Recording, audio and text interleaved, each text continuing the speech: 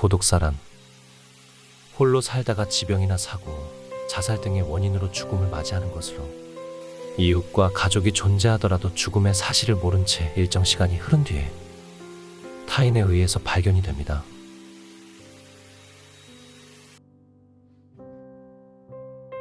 보건복지부에서 고독사 위험에 처한 사람의 수는 152만 5천 명이라고 합니다. 이에 따라 홀로 사망할 위험이 있는 사람의 수를 기록하고 건강의료, 고용에 관한 서비스를 연령대별로 필요에 따라 제공할 예방 대책이라고 합니다. 오늘 방문한 세대는 해당 세대의 아랫세대에서 배수관에서 구더기가 계속 나와서 아랫세대에서 관리사무실에 민원 신청을 했다고 합니다. 민원을 받고 관리사무소 측에서는 아랫세대에 방문했는데 원인을 파악하려고 위로 올라왔더니 현관문 앞에서 시취가 났다고 합니다. 그래서 소방차를 불러 현관 강제개문 후에 시신수습을 하고 고인의 이동 동선을 확인한 결과 7일 정도 뒤에 발견을 한 것으로 추측됩니다. 보통 화장실에서 돌아가실 때는 시신이 물에 닿거나 욕조에 담겨 있을 경우 부패 속도는 빠르게 가속되지만 구더기 의향과 화장실의 상태를 보아 고인께서는 화장실에서 아무런 행동 없이 급작스럽게 돌아가신 걸로 생각됩니다. 고인은 해당 아파트로 이사 온 지 얼마 안 됐고 모든 붙박이 가구와 전자제품을 새로 장만했습니다.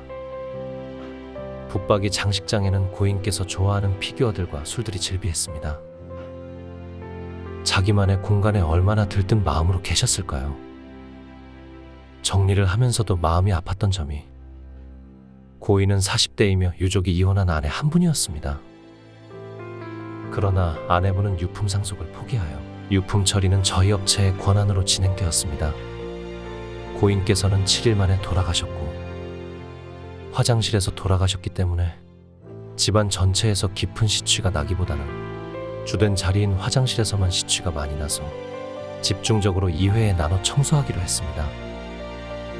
그리고 저희는 고인이 설치한 붙박이 가구들과 유품 정리를 계획하고 가전제품은 닦고 분리하여 해당 세대의 작업 내용과 함께 도움이 필요한 가정에 기부했습니다.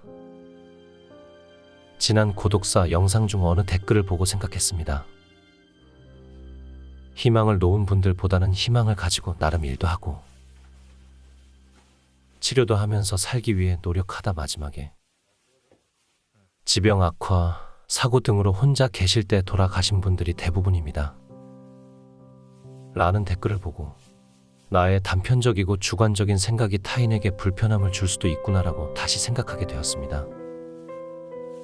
현장 작업을 하다 보면 현장 분위기도 압도적이고 엄중한 작업이기 때문에 영상 편집을 하다가 그때의 생각이 상기되어 감성적인 내용이 들어간 점 양해 부탁드립니다.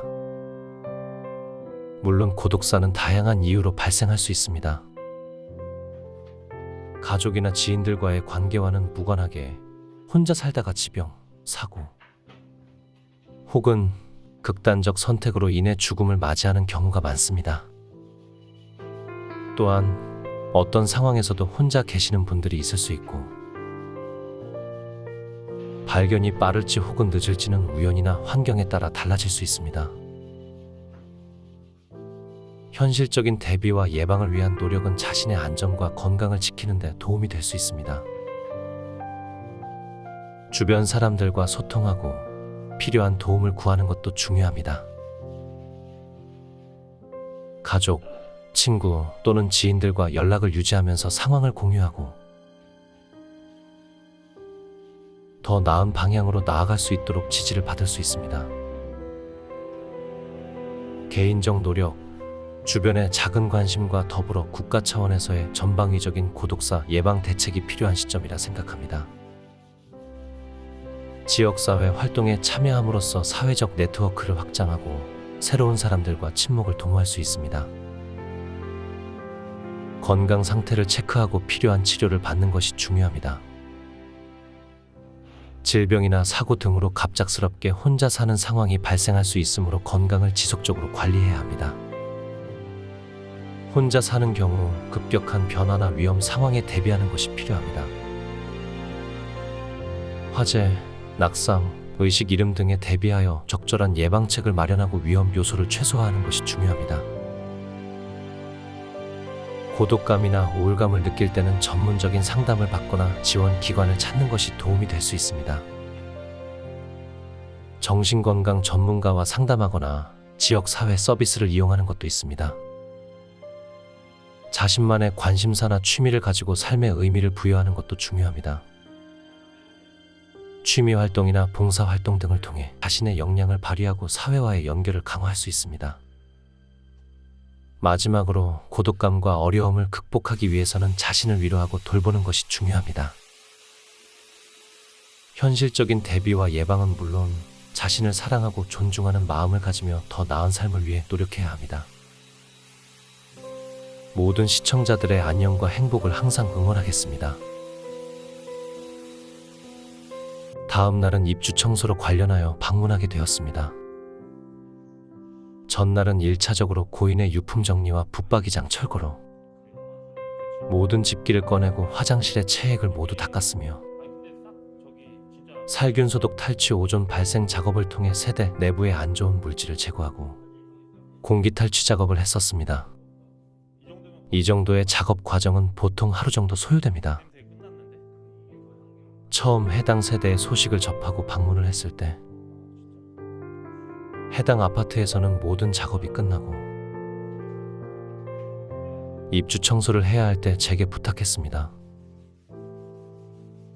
일반 청소업체에 의뢰를 하기에 민감한 부분도 있고 기존에 저희와의 작업도 몇 번 있었기 때문에 저희에게 입주 청소도 같이 맡기고 싶다고 했습니다. 물론 청소만 하는 건 어렵지 않습니다. 그만큼 저희를 신뢰하는 거라 생각하고 있습니다. 대신 화장실 청소만큼은 고인께서 돌아가신 자리여서 저희가 상태를 아는 만큼 깔끔하게 부탁하였습니다. 타일 사이에 줄눈의 체액이 눌러붙어 잘 안 지워졌습니다. 어려운 작업인 만큼 적절한 약품 처리를 통해 시간을 두고 정성을 들여 줄눈을 모두 닦아드렸습니다. 저희는 고인이 살았던 삶을 마지막에 정리해드리고 일일이 작업하는 과정을 기억해주며 누군가를 대신해서 저희가 마지막으로 보내드리는 위로라고 생각합니다. 고인에 대한 마지막 인사를 하겠습니다. 가끔은 힘든 일이 있었겠지만 그는 누군가에게는 따뜻한 인연을 맺으며 언제나 주변 사람들을 위해 노력했을 것입니다. 어떤 상황에서도 자신을 밝게 비추는 소중한 사람이었습니다. 함께했던 소중한 순간들은 누군가의 마음속에 영원히 간직될 것입니다. 그의 가치와 행복은 영원히 기억될 것입니다. 고인이 행복하게 쉬기를 기원합니다. 함께 보낸 소중한 시간들을 기억하겠습니다. 삼가 고인에 대한 명복을 빕니다. 저도 고독에 대한 두려움과 어려움이 있었습니다. 극복한 계기는 가벼운 취미와 운동을 통해 작은 변화로부터 제 삶은 달라졌습니다. 그것이 저를 포기하게 만들기보다는 더욱 강하게 만들었습니다. 좋은 인연을 만나는 것은 물론 동기부여까지 얻으며 앞으로의 삶에 있어서도 자신감까지 얻게 되었습니다. 종종 주변 사람들과 함께하지만 눈에 보이지 않는 고독이 가끔 우리를 괴롭히기도 합니다. 혼자만의 고민과 두려움, 그리고 이해해주는 사람이 없어 느끼는 외로움. 저도 그 모든 것들을 이해합니다. 우리는 이러한 감정을 부정하지 않고 어떻게 극복해야 할지 노력해야 합니다. 저처럼 함께 공유하고 배우며 서로를 지지해주는 것도 큰 도움이 됩니다. 새로운 취미를 통해서도 자아성장과 만족감을 느낄 수도 있을 것입니다. 고독의 어려움을 극복하는 것은 쉬운 일이 아닐 수 있습니다. 하지만 우리는 함께라는 힘을 가지고 있습니다. 이 영상이 여러분의 고독의 어려움을 극복하는 데 조금이라도 도움이 되길 바라며 앞으로 더 많은 감동과 용기를 전달할 수 있도록 노력하겠습니다. 영상을 시청해 주셔서 감사합니다.